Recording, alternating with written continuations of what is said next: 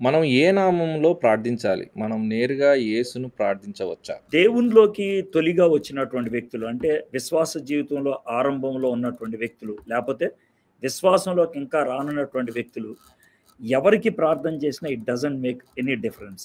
It's the same. దీనికి ఒక classical example చెప్తాను. నేను ఎయిర్టెల్ పోస్ట్ పెయిడ్ వాడతాను.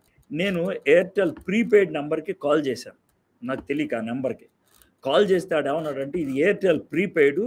దీనికి నువ్వు అడిగే ప్రశ్నలకు జవాబులు లేవని" నన్ను తిట్టేమేమి వదిలేయలేదు. ఒక్క సెకండ్ ఆగండి, పోస్ట్ పెయిడ్ కనెక్షన్ ఇస్తానన్నాడాయన.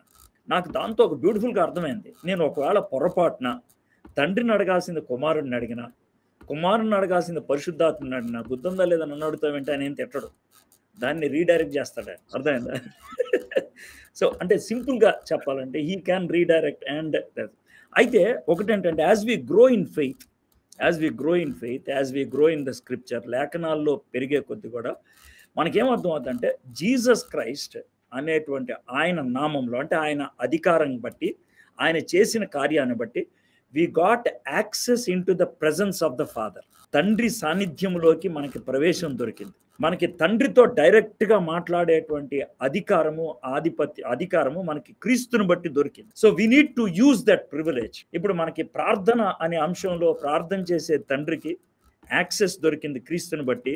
ప్రార్థన చేయడానికి మనకి సహాయం చేయడానికి మనతో పాటు ఉన్నది పరిశుద్ధాత్మ. సో ఒక విధంగా హోలిస్టిక్గా ఒక విధంగా you are not alone when you are praying. నువ్వు ప్రార్థన చేసినప్పుడు నువ్వు ఒంటరి వ్యక్తివి కాదు. So that gives a huge confidence అనమాట. అందుకే నేను రోమిల్కి రాసిన పత్రిక 8వ అధ్యాయం 26, 27 వచనాల్లో ఆయన మనతో ఉండి మన బలహీనతలో మనకు సహాయం చేసేవాడుగా ఉంటున్నాడు. ఏం ప్రార్థన చేయాలి, ఎలా ప్రార్థన చేయాలని. సో టు బిగిన్ విత్ ఎవరికి ప్రార్థన చేసినా ఏం ప్రాబ్లం లేదు. బట్ యాజ్ యూ గ్రో, నువ్వు ఎదిగే కొద్ది కూడా that's what you have to aim at.